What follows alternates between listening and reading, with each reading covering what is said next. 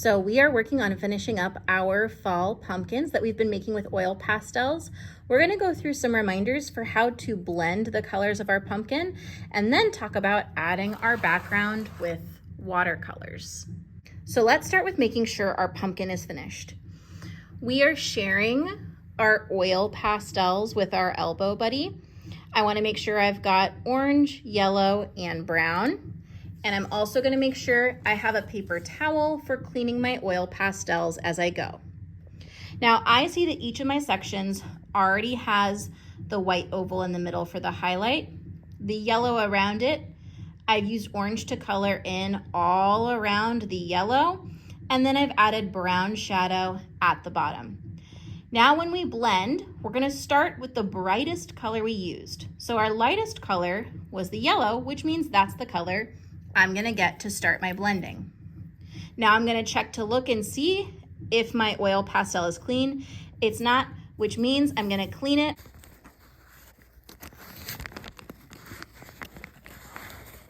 That looks pretty clean and ready to use. Now I'm going to go over the area where the yellow and the orange touch. I'm going to color up and down all along the edge of where the yellow and orange touch, and that's going to start to blend those colors together to give us that value that will really help our pumpkins look like they have form, like they are three-dimensional instead of two-dimensional. So I'm doing that all along the edge, making sure I'm staying inside each section. I'm not doing each section all at the same time. I'm going one section at a time.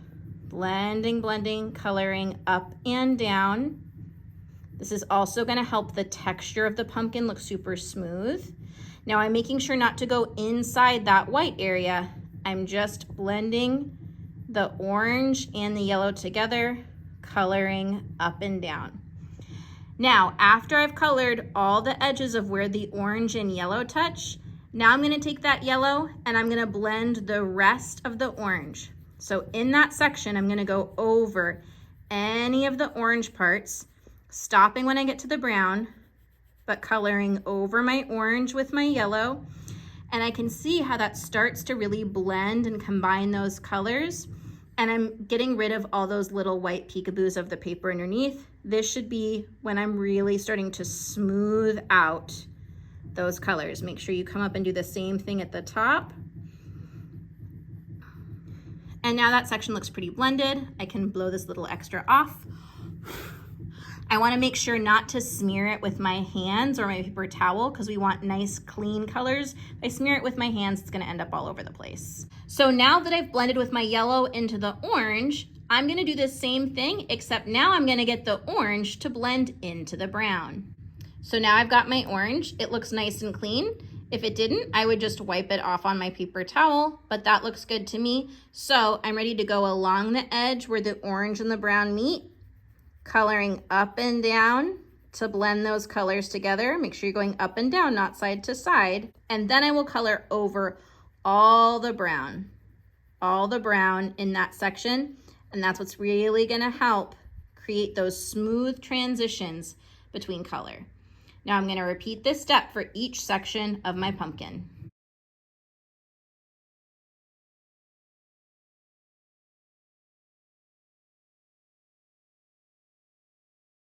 Also, if you have these little sections of orange in the back, don't forget to blend those.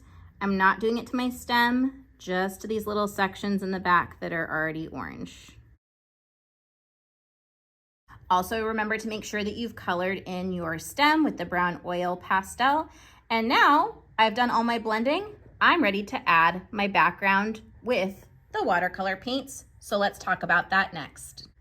Now, if you've painted with Miss Stone before, you will know that we like to make sure we always have a ballerina brush. When we say ballerina brush, we want to imagine that these little bristles are her tippy toes. We make sure she stays standing up tall on her tippy toes. We never want to see what we call the booty scoot. If I see all the bristles spread out like this, that is not kind to our brush. It will ruin the bristles. So make sure you keep her standing tall on her tippy toes. Also, I'm holding my brush right where the ferrule and the handle meet on this little squishy part. When I am ready to use my paints, I'm gonna dip into the water to wake up my paint, and I'm going to pet, pet, pet till it's shiny and wet. Pet, pet, pet till it's shiny and wet. Now I can start painting my background. Remember, if you want a color to be darker, you're gonna pet it more times with less water. If you want your color to be lighter, all you need to do is add more water and then make sure to spread it out. We don't want any puddles. I'm going up along the edge of my pumpkin. Now you'll notice if I paint a little bit over my pumpkin, it gets pushed away. That's because the oil in oil pastels resists the water in the paint. We call that oil pastel resist. Now I'm spreading out that color, and I want you to notice I'm using nice even strokes, spreading out the color side to side, except when I go up along the side of my pumpkin to try to give those nice lines. But anytime I need to spread that color out, I will add just a little bit more water and spread it out. If I want that color lighter, I just use less paint, more water. Now the colors I have to choose from are black, blue, and purple. You can use all three, and I'm actually going to use all three, but remember, anytime you're ready to switch colors, we need to wash our brush. We're gonna put our paintbrush into the water all the way down to touch the bottom. This is the one time we do want to see our bristles stick out. See how I actually am doing a little booty scoot on the bottom of my water? That is okay. That's the only time we want to do it because it lets the water get up inside the bristles. Now on the bottom of my water tray, I'm going to draw an X 10 times. How many times? 10 times. 1, 2, 3, 4, 5, 6, 7, 8, 9, 10. Now we're gonna make sure our brush is clean by going onto the sponge. We're gonna draw an X 5 times. 1, 2, 3, 4, 5. Now I see a little bit of a dark spot, so I might wanna wash my brush one more time. 2, 3, 4, 5, 6, 7, 8, 9, 10. Now I'm gonna do my X. Doesn't look too dark, so I'm pretty sure it's clean and ready to wake up a new color. Now, if your water is really dark, it might not get totally clean. That's okay. We're using all dark colors, but we do want to still make sure that we wash our brush each time. I'm gonna wake up blue now. Pet, pet, pet, till it's shiny and wet. Pet, pet, pet, till it's shiny and wet.